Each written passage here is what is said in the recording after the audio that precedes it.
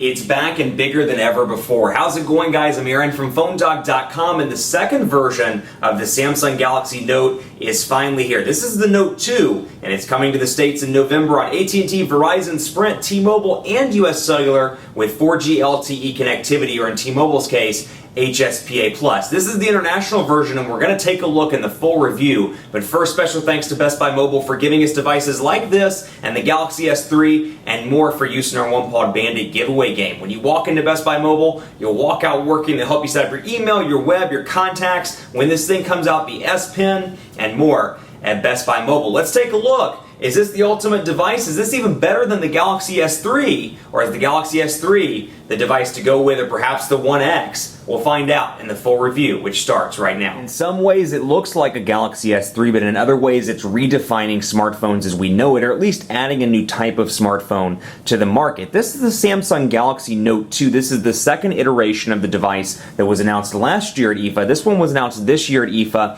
in Berlin, and it's coming in November to a bunch of carriers in the States. It's coming to Verizon, AT&T, Sprint, T-Mobile, and US Cellular. And features-wise, it's very similar. Think of it like a supercharged Samsung Galaxy S3 in a lot of ways, because while it does some enhancements, look at it two ways. One, as a kind of a successor of sorts, or a different alternative to the Galaxy S3, and in other ways, it's a refresh of the Galaxy Note, and it brings in a ton of new, awesome software features. Let's do a quick hardware run through here. It's got a 1.6 gigahertz quad-core Exynos processor, and I'll note to you that this is the actual, no pun intended, I'll note to you, that this is the international version. This is not the US version. That said, what's really cool about this is they're not changing very many of the specs when it comes to the US. It will have 4G LTE connectivity on every carrier, with the exception of T-Mobile. It'll have HSPA+, 42 megabits per second capabilities on T-Mobile, but processor's staying the same. 1.6 gigahertz quad-core Exynos processor in this device. It's got a little bit of a bigger display, a 5.5-inch Super AMOLED HD display that's notable in the fact that it does not have pen tile. So unlike the original Galaxy Note, this one does not have pen tile technology. It has an 8-megapixel camera with 1080p HD video recording, and then it's got a front-facing camera as well, a giant 3,100 milliamp hour battery, which, yeah, you know what, LTE is going to take its toll, but that's a huge battery, 3,100 milliamp hours, and I'll tell you, not to spoil it, but to tell you a little bit of a preview of sorts, in my testing, battery life has been absolutely fantastic. That said, this is not running LTE, since it's an unlocked version. I'm maxing out at HSPA+ on AT&T. It's also running Android 4.1, known as Jelly Bean, with the newest version of TouchWiz, the Nature user interface version, and you can see as it looks right here. And I've got the time and the nice lock screen with all the different benefits of the Galaxy S3. So take a look at the Galaxy S3 review if you're new to this series, because even though the Galaxy Note 2 is different, I'm not going to rehash on all the software features that are present both on this device and on the Galaxy S3. But really impressed with this phone. It is taller and narrower, so even though it has a larger display, 5.5 inches here compared to the original, where you can see, bam, a little bit taller and a little bit more rounded, but you can see there's a slight size difference. This one was always kind of hard to hold in the hand, hard to wrap your fingers around. This one resembles much more, or looks much more like a Galaxy S3, as you can see here with the overall design. So just to give you a recap of the design here, it comes in two colors. It comes in this gray and comes in white. It's got two capacitive buttons down here, a physical home button, which you can double tap to hit S Voice, which we'll talk about more in part 2. You've got your 3.5 millimeter headphone jack up top, your volume rocker over here on the left side, power button on the right side, camera on the back, obviously, and a micro USB charging port at the bottom. Now, a couple of improvements, actually a lot of improvements. One of those, though, is the S Pen. Not only has the S Pen been improved itself, but there are some neat features. For example, when you pull the S Pen out, it automatically detects that the S Pen has been pulled out, and it brings up what's called Page Buddy. So you'll notice I have my 7 home screens here. It brings up a Page Buddy where I can access all of the features of the S Pen here. I don't know why I'm doing it that way, because I'm left-handed. But it brings up all the features of the S Pen, and very similar as well, when you put in your headphones, it'll bring up another Page Buddy page down here. And you're also going to see some of the stuff from the Note 10.1 if you watch the review that I did of that. You're going to notice some of the things that have been carried over to the Note 2. For example, take a look at the cursor here, and you'll see that as I get close to the notifications bar, for example, or the S Pen menu, you'll see that little cursor hovering around on the device. One of the improvements, also, the S Pen is longer now and easier to hold in the hand. We'll talk more about that later in the review. We're going to talk about a lot of stuff later in the review, so stand by because we've got an exciting part 1 and a part 2. So just to give you a recap here, international device, like I said, 7 home screens out of the gate. So this is pretty stock Android 4.1. Where you're going to see the differences here, especially if you've worked with the Galaxy S3 or some of the other newer Samsung devices recently, take a look at this. You'll see the notifications bar is entirely new and it's optimized obviously for Jelly Bean. You've got your clock up here and your date and stuff, and your signal, or excuse me, your settings button up there at the top. You've got the typical Samsung stuff here: Wi-Fi, GPS, mute shortcuts, screen rotation, Bluetooth. But you're going to see this cool one called blocking mode, which we'll talk about shortly. Power saving, all share, cast, sync. And you'll notice here this is a slight difference from the Galaxy S3. You've got a brightness indicator here with the ability to check it for auto. Now, obviously, because I'm doing a video, I have automatic brightness turned off. And you'll see the network ID down here, AT&T microcell. Since AT&T coverage is kind of poor in my office, I have to use a microcell. But you've got 5 buttons down here, including the apps button, which can't be moved. But you can customize Chrome, messaging, contacts, and phone as you see fit. And then, of course, you have a very customizable lock screen over here as well. So like I said, it's a bigger device. It's definitely noticeably huge. Compare this to the iPhone 5, where literally the entire device fits in the display of the Samsung Galaxy Note 2. So it's a much larger device. It's meaty. It's hard, in the hand for a lot of people. It's going to be hard to hold. That said, this is intended to be a tablet kind of phone hybrid. And I think for a lot of people, this is going to do a great job because it's borderline unable to be pocketed, but you can hold it in the pocket, and even though it sticks out about that much out of my pocket when I'm sitting down. Even though it does that, it's still nice to have the functionality of a device with a larger display and some of the features, which we'll talk about briefly. First of all, I want to jump into the settings because there are some cool features that have been included with the Galaxy Note 2. Obviously, you've got your typical Wi-Fi, Bluetooth, data usage stuff here, but these are cool. Home screen mode, you may have remembered this from the Stellar because you had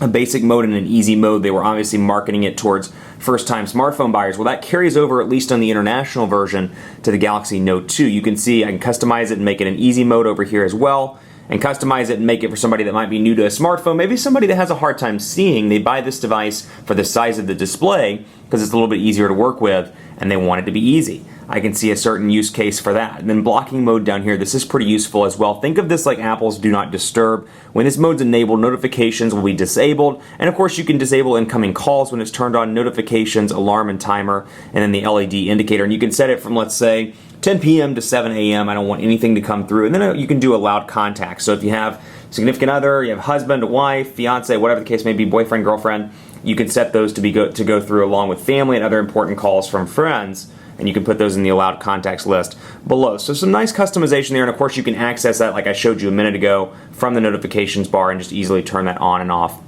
as you see fit.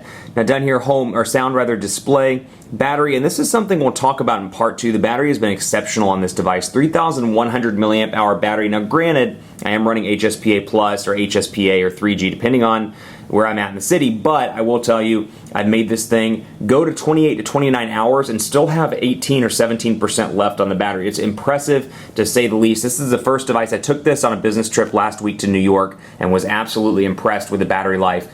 Hardcore use when it comes to calling, text messaging, email on that day, and I was able to make it through the full day and actually into the next day. I flew back to the office and still had charge. I was at like 17 or 16% when I got back to the office. Very impressive to say the least. Now this is also something you'll notice with Jelly Bean. The accounts are grouped a little bit differently. All my Google accounts are grouped in one Google folder, Twitter, Facebook, and I can add accounts there. Now motion, cool as well. We've seen this stuff before. Direct call, smart alert, double tap to top where I can tap the top of the display, quick glance, check key information. I can show you this one as well and check that one and take advantage of that. Pan to browse images, I can shake to update. So a lot of the stuff that we remember from the Galaxy S3 here. Smart alert, where when I pick up the device, even if I don't turn the display on, if I have a missed call, it'll vibrate. All of those are very cool. Of course, palm swipe to capture a screenshot, just like that. And then of course palm touch to mute and pause. And again, the Jelly Bean updates, one thing I really like here, take a look at this and you can see it shows a preview of the screenshot. I can delete and edit or share it from the notifications bar. So this is really useful in applications like Foursquare as well, when somebody checks in nearby and I can immediately from the notifications bar like it or comment on it. So I can really see they're enhancing the usability here across the board with Jelly Bean, and TouchWiz really does play nice with Android 4.1. They've done a great job of refining the user interface, making it easy to use, and making it play really well with Android 4.1. So S Pen functionality here as well. Dominant hand, I'm left-handed, so I should actually change that. I have pen attach and detach sound, which I have the sounds turned off, which you can see makes this little noise. I don't know if you can hear it on camera, but It makes a little noise. Open pop-up note when the pen is detached. I can open up a note to take quick notes. Battery saving, S Pen keeper. This is when I walk away with the device without attaching the pen, so if I turn that on and I get too far away from the pen, it'll say, hey, you're leaving the pen, which is cool because I'll be honest, there have been times where I've dropped the pen under my desk, I've gone home and forgotten. I've been like, oh, I'll pick that up after I'm done shooting video or working or done with this call, whatever. And I've gone home for the night and been like, oh, wait a second, my pen's not there. So all very nifty there. And of course, Air View, which I'll show you in just a second when the pen is held near the screen. It brings up previews and more. So quick command settings. There are a lot of different enhancements. And like I said, you know, Android is at the point now, and not just Android, but smartphones as a whole are at the point where really, and I'll go into messaging while we're talking about this. Smartphones are really at a point where, you know, it's all about software. Hardware is kind of the same. It's dual core, quad core, X processor, X amount of RAM, which this has 2 gigabytes, by the way. Large display, and they're having to distinguish themselves by different methods other than hardware rather. And I think for a lot of manufacturers, not just Android OEMs, but OEMs in general, are having to distinguish themselves amongst software. And this is something I praise the Galaxy S3 for. I will praise the Galaxy Note 2 for as well. Software is absolutely fantastic. You can really tell that they put a lot into the software of this device, and I think for somebody that's going in and they see 47 different Android devices, it's going to be less about the specs because honestly, One X, Galaxy S3, Note 2, all very similar in a lot of ways in terms of specs. It's kind of like a Ferrari versus a Porsche versus something else, a Lotus or something like that. Car people are going to be like, that's a terrible comparison, but you get my point. They're all kind of similar in a lot of ways. It's going to be the software and what you enjoy combined with the ecosystem. So here is your here's your messaging indicator, or your messaging prompt. You can see I can choose the input method. I actually have 2 Samsung keyboards on the international version, Chinese and the typical Samsung keyboard. And then I've done a little of this Jelly Bean keyboard that I always get from the Android market, and it's worked relatively well. Now 5.5-inch display here. I need to turn screen rotation on. Pretty decent across the board with that. So you can see, you know, pinch to zoom, relatively responsive across the board, which I'll show you in just a second. As I've been browsing, been relatively impressed with that. But overall responsiveness in general with this device has been pretty fantastic. So the quick brown fox, little to no lag whatsoever, other than my terrible typing, is ready for a cup of coffee. Quick brown fox is ready for a cup of coffee, and of course you can use the S Pen as well. You can write on the display. I'll show you that one. So you can take a look. S Pen has been detached. This is part of the new feature set that comes with Android 4.1 and with the Note 2, obviously as a result of the S Pen. So you can see I'm hovering over stuff now. And I love the fact that it brings up recommended shortcuts. When I pull out the S Pen, when I plug in my headphones, I do certain things like that. It'll bring up a list of recommended shortcuts. It's like, oh, I see you did that. Do you want to go to the gallery? Do you want to go to the phone app? Do you want to go to your page buddy? Do you want to draw something? Perhaps go to messaging. I see it as being really useful. So of course you can use the pen as well. And one thing I like is when the pen is close, take a look at the cursor there. I can't use the keyboard. So as soon as I move away, keyboard goes back into use. So that's kind of nice for those people that may have their hand nearby or holding onto the device or something and still wanting to use the pen. I can hold onto it and it doesn't activate based on my gesture. So you got that, but then I want to show you, of course, this as well. I'm going to Samsung keyboard, and I've got the ability to do this. Let's get this keyboard pulled up.